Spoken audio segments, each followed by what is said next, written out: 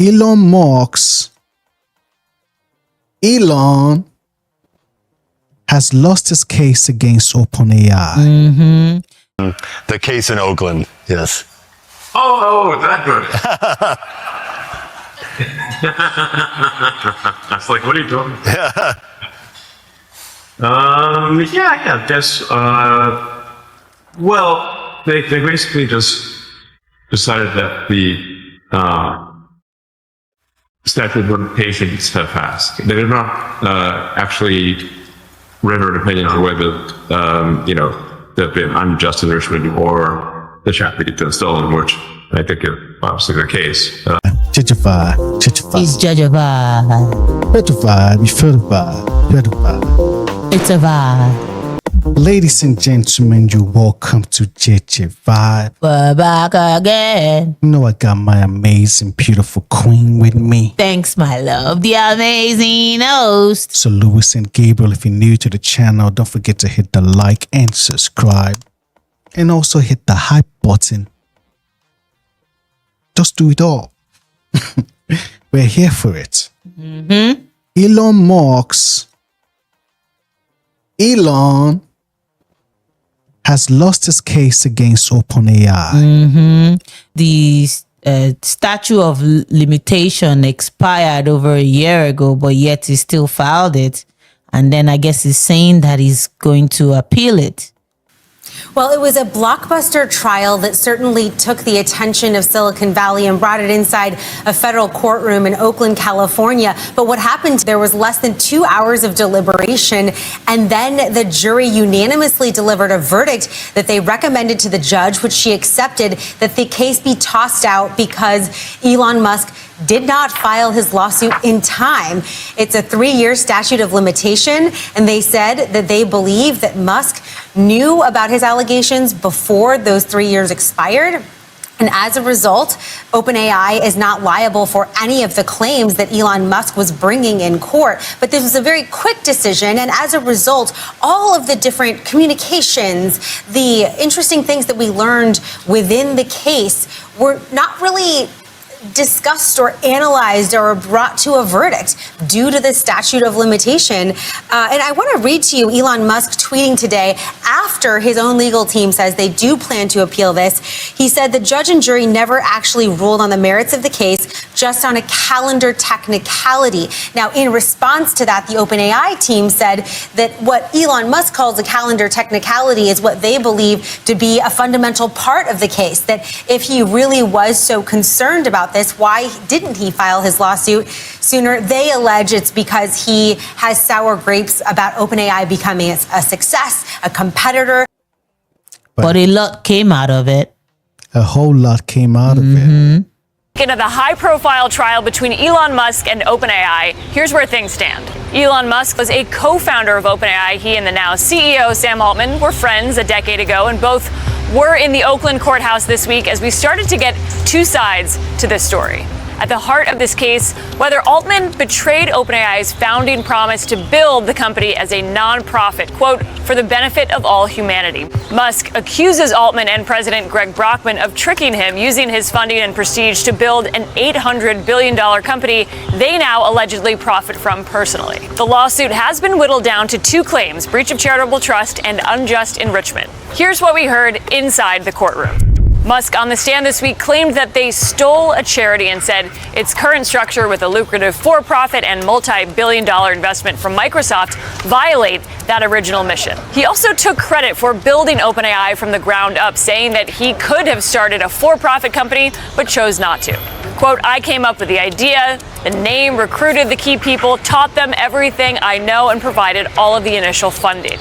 Musk said safety was paramount in those early days, telling the court he wanted OpenAI to make society look more like Star Trek than the Terminator. Google was also a central player in this case. Musk said the reason OpenAI exists is because Google was dominating the AI space after acquiring DeepMind. He said he was motivated by his perception that Larry Page, Google's co-founder, was not concerned about AI safety. Page, according to Musk, accused him of being too pro-human, also known as speciesist. Musk pointed to one moment as the turning point when OpenAI removed its internal profit caps and then accepted a $10 billion investment from Microsoft. That, Musk says, is when they, quote, stole the charity. A whole lot was exposed. The OpenAI trial pitting tech giants Elon Musk against Sam Altman began its second week with testimony from OpenAI President Greg Brockman and scrutiny of an email from Elon Musk. Now, according to court documents, Musk sent the email to Brockman 2 days before the start of the trial to ask about settling the case. Now, when Brockman declined, Musk reportedly wrote, quote, "By the end of the week, you and Sam will be the most hated men in America." Mike, what role is this email playing in this trial now? So I think it's going to mostly play a role in the court of public opinion right now, only because it was filed this morning by OpenAI's counsel, and they're trying to get it in just to show that Musk has been pretty hostile and, somewhat vindictive. What they're trying to portray is a vindictive person who's competing against their business. The judge actually said that OpenAI can't have that admitted into evidence for the jury to see because they did it too late and it should have happened with Elon's testimony. Sam Brockman, who's the president of OpenAI, took the stand, and he's been with the company since the beginning with Musk and Altman, back when they were buddies. So what stood out to you from his testimony today? Yeah, so Brockman's, as you said, Brockman's been there since the beginning, and it is Elon's counsel's side to call their witnesses. So it's basically been a morning of Elon's lawyers questioning Brockman, and they have tried to paint a picture of Greg Brockman creating this business to enrich himself. They spent a lot of time talking about companies that OpenAI was doing deals with, that Greg Brockman was also an investor in, to sort of show, hey, it makes him richer when he uses this business to get money into a different business that he also makes money on. They also tried to delve into, how much money Greg was making on being a huge sort of equity owner in OpenAI, which is in the, multiple billions of dollars. A whole lot came out to the public. Yep, it did. And even Elon had to, when given the opportunity to be on the oath, he had to tell the truth that the AI is below other AI companies. Musk's lawsuit against Altman has revealed never-before-seen texts and name-calling, all in the name of which billionaire should have control of some of the most powerful AI, including ChatGPT. Elon Musk appeared in Oakland federal court Tuesday, saying under oath he has extreme concerns about AI and who controls it. The billionaire who co-founded OpenAI with CEO Sam Altman told the judge and jury, "I think it's very simple. It's not okay to steal a charity." Musk is suing Altman and the company itself, alleging they lied about keeping OpenAI a nonprofit as it was originally founded in 2015, instead pivoting to making money with products like ChatGPT. In court, Musk referred to a 2015 email from Altman, interpreting it as no one would financially benefit. OpenAI's lawyers called the billionaire's behavior a tale of two Elons, alleging that he is suing now because he owns a competitor, xAI, calling the lawsuit sour grapes.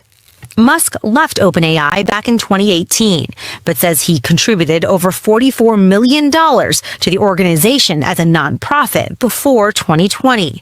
Fast forward, today OpenAI is worth over $850 billion, and Musk is demanding more than $130 billion in damages. In reality, it's a dispute about which of them is going to make the most money out into the future of AI. He was hyping his AI company that his AI company is the best. So while he was on the oath, he had to admit that he's not up there. You could see why he would admit that, because OpenAI started first, and then other AI companies also, I guess, followed, and the competitions was between other AI companies before he decided to get into AI. So he was just busy playing catch up. Yeah, and he did that out of spite. Yeah. So he came to the party late, but coming to the party late doesn't mean that the party is over. You could come late and be the top or be the be the life of the party, but then again, they're all lames anyways, so shit. How can you expect a lame to be the life of a party? That can't happen. Even no matter the kind of drugs that the lame takes. They all shit.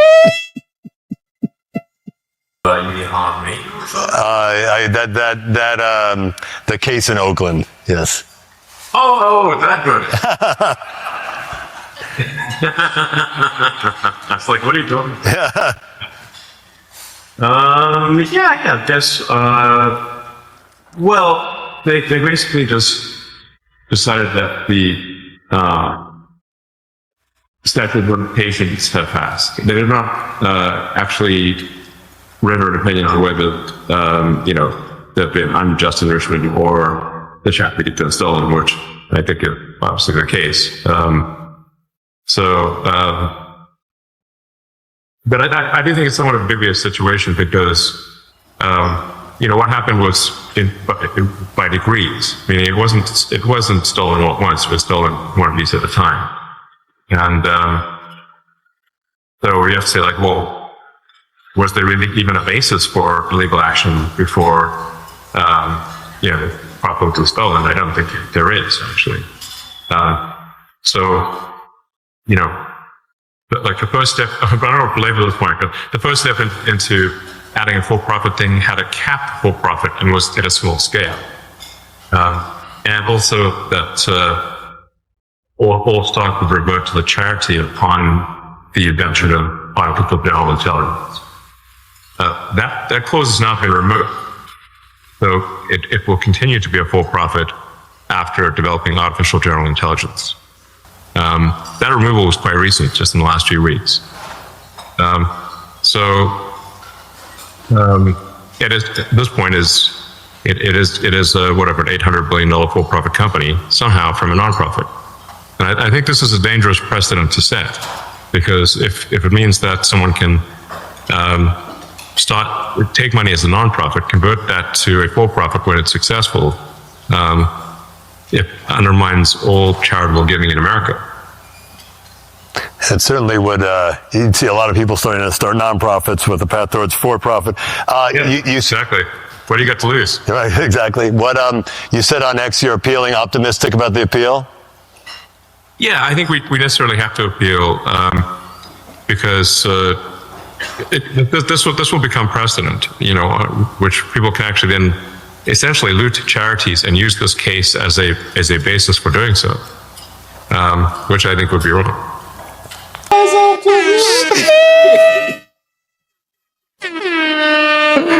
It don't matter. I don't get it. Why do you have to be on some certain to feel like you are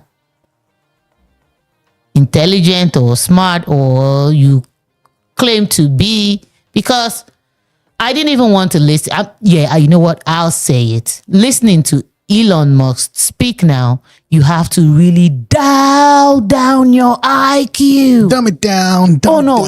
Extremely, really dial down your IQ to be able to listen to someone that claims that they're a genius. How can you dumb it down or dial down your IQ just to listen to a genius? You should be happy, or you should be looking forward or excited to hear a genius speak. Let's talk innovation. Your title we have up here. I mean, again, you're the CEO of 4 major companies. Even those companies have major companies within those companies. Was this part of the plan, or did it just happen? More or less just happen. I mean, well, let's just say that when I was in college, I wanted to be part of things that would change the world in a significant way.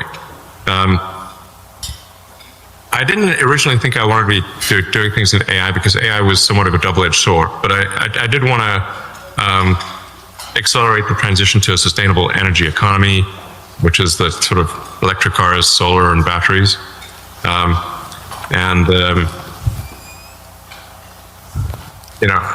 think some kind of brain-machine interface that can give you cybernetic superpowers, I think is probably good.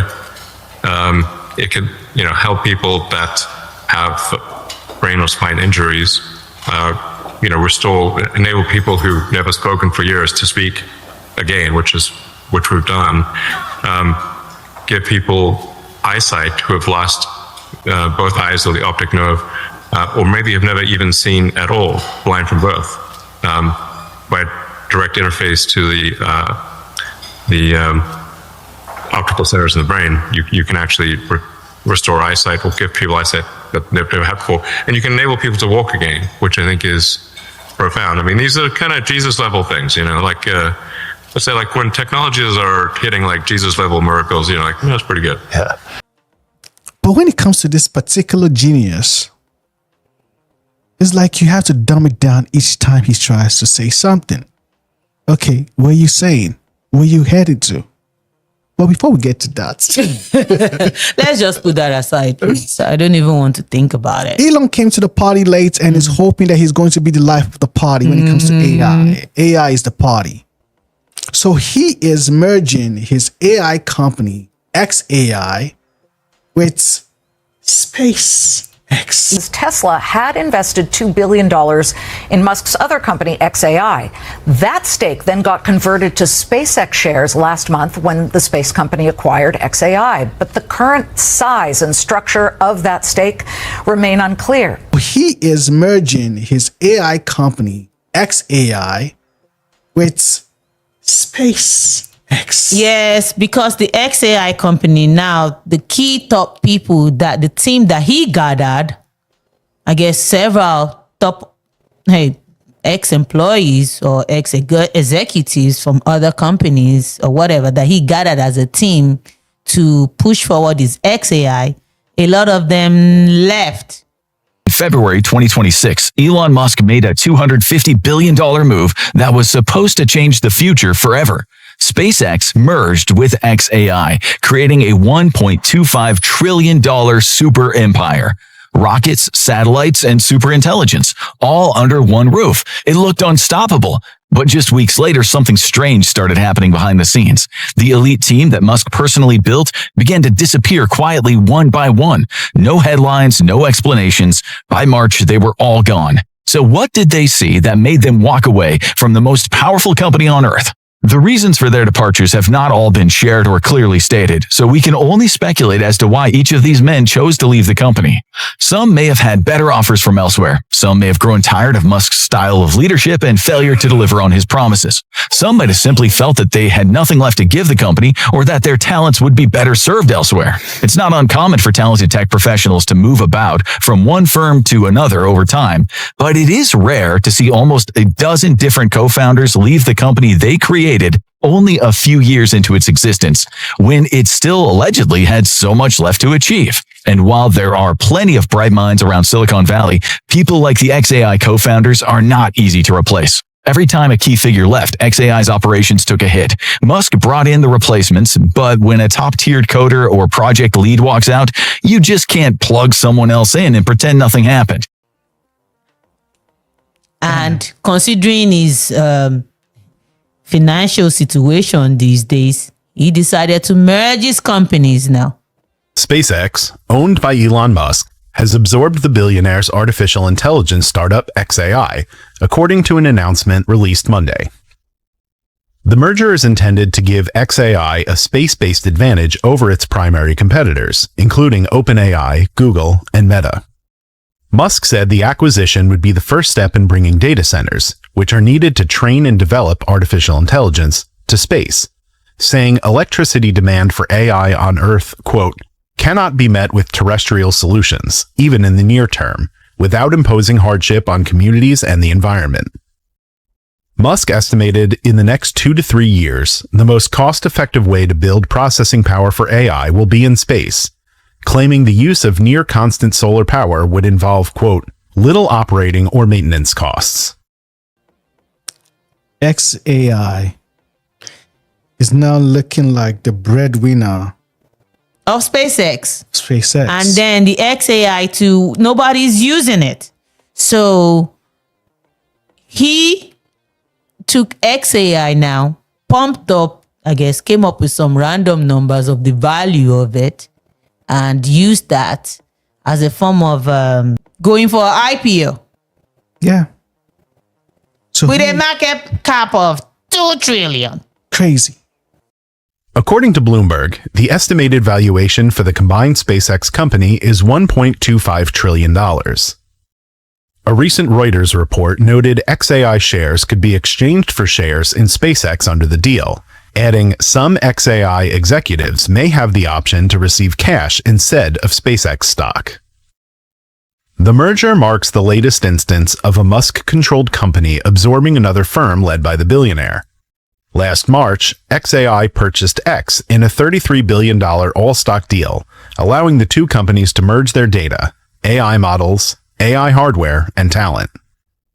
With the latest merger between SpaceX and XAI, the latter company is positioned to be the first AI company to deploy data centers in space, something OpenAI CEO Sam Altman has explored through potentially partnering with or acquiring a rocket company, according to the Wall Street Journal. Musk's plan to go beyond data centers on Earth is rooted in limited supply for overwhelming demand for the centers. This valuation seems too good to be true. Some investors may need it to be. In 2022, Elon Musk raised $44 billion and bought Twitter. His backers, Andreessen Horowitz, a Saudi prince, the co-founder of Palantir, and Jack Dorsey, the guy who founded Twitter in the first place. Musk renamed it X, and within a year, it's worth less than half he paid. That's a problem. There was also a solution. AI was hot. Musk owned an AI company, so he merged X into XAI. No cash changed hands. X investors received XAI stock. But that solution raised another problem. XAI is essentially a money furnace. The solution? Musk has a rocket ship company. He uses it to buy XAI. Again, no cash exchanged. 3 companies, 2 mergers, $0 actually paid. Everyone who helped take Twitter private now holds SpaceX shares. Now, SpaceX isn't just a rocket company that sells internet. According to Musk, it's the future. Data centers in space. If some of my predictions come true, SpaceX will launch more AI than the cumulative amount on Earth of everything else combined. I see no evidence that it's a viable business opportunity. There are far too many physical challenges with doing this. But the value has to hold, because so far, no one has been paid. Investor shares are only worth something on paper. To turn paper into cash, SpaceX has to go public. When a company goes public, it opens its doors. Early investors cash out, get paid for the risk they took. Everyone else gets a chance to own a piece of something that used to be off limits. It's called an initial public offering, or IPO for short. It is a very normal part of a company's evolution and life cycle. There isn't just Twitter investors here. SpaceX's original investors took a big risk. Peter Thiel, Palantir's other co-founder, Google, and Andreessen Horowitz. But SpaceX's IPO is anything but normal. In a typical IPO, 90% of shares go to institutional investors, pension funds, banks, insurance companies. Regular people get 10%. SpaceX says they're changing that. 30% to ordinary people. Main Street, not Wall Street. When you see an IPO give a far larger allocation to ordinary investors, it's usually a sign that they can't get professional investors to buy it at that price. The price is nuts. So XAI, who doesn't have enough users compared to the likes of ChatGPT, Claude, and the rest, is evaluating itself in trillions. And also SpaceX. But the truth about it, if you really think about it, is that space exploration is nothing but a deficit in our economy money. You're not taking people to space. You're not doing space transportation. Space is supposed to be the last thing on our budget, really. And you're just taking rockets up there and blowing up heavy. So what's the cash return of investment of space exploration? So you can see the reason why he now merged XAI, which he said is going to be the robotics of the future. And then coming up with a stupid idea that data centers are now going to be in space. Who's the dumb people that is going to buy that shit? The gig is up. It looks like there's a lot of dumb people. There is genuine concern right now that index fund investors are about to be screwed. And now passive investors will be forced to buy them essentially at the top. What's really concerning here is the screwing is potentially coming from the very index providers that we trust to passively track the market. Over the coming months, some of the biggest private companies in history could come to the stock market. SpaceX, OpenAI, Anthropic. Many of these companies are losing billions a year, but they're looking to be valued in the trillions. And at the same time, behind the scenes, the people who put together the funds that we all buy are changing their own rules to allow these companies into those investments quicker. Why? Are index fund investors being used by these companies to cash out, leaving us holding some very heavy bags?